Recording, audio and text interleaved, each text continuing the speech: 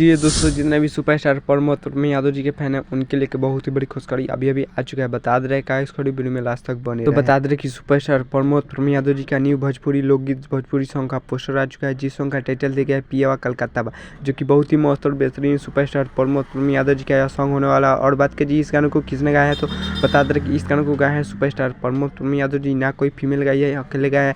और बता दे रहे कि यह गाना कल सुबह आप सबके बीच में रिलीज कर दीजिएगा 18 मई। बात कीजिए इस गाने के लिरिक्स किसने दिए, तो बता दे कि इस गाने के लिरिक्स दिए कुमार संदेश। और बात कीजिए म्यूजिक है तो म्यूजिक दिया विकास यादव, जो कि बहुत ही मस्त और बेहतरीन सुपरस्टार प्रमोद यादव जी का लोकगीत भोजपुरी सॉन्ग होने वाला है। और बता दे कल सुबह आप सबके बीच में रिलीज कर दीजिएगा 6:45 में आप सबके बीच में रिलीज हो जाएगा कल सुबह। बात कीजिए यह गाना किस यूट्यूब चैनल पर रिलीज होगा, तो बता दे कि यह गाना गन्नायक फिल्म्स के यूट्यूब चैनल से आप सबके बीच में कल सुबह 6:45 पर रिलीज कर दीजिएगा सुपरस्टार प्रमोद यादव जी का सॉन्ग, जो कि बहुत ही मस्त और बेहतरीन सॉन्ग होने वाला है। और बता दे कि एक बार आप लोग जरूर सुनेगा सुपरस्टार प्रमोद यादव जी का यह सॉन्ग और गर्दा उड़ा देना है सुपरस्टार प्रमोद यादव जी का यह सॉन्ग सुनकर। और बता दे कि आप सबके बीच में कल सुबह रिलीज कर दीजिएगा। तो चलिए हमारे चैनल पर नहीं तो चैनल को सब्सक्राइब कर लीजिएगा और वीडियो को लाइक कर दीजिएगा और वीडियो को शेयर कर दीजिएगा। तब तक के लिए मिलते हैं किसी नेक्स्ट वीडियो में और प्यारा सा कमेंट कर दीजिएगा। तब तक के लिए जय हिंद जय भोजपुरी।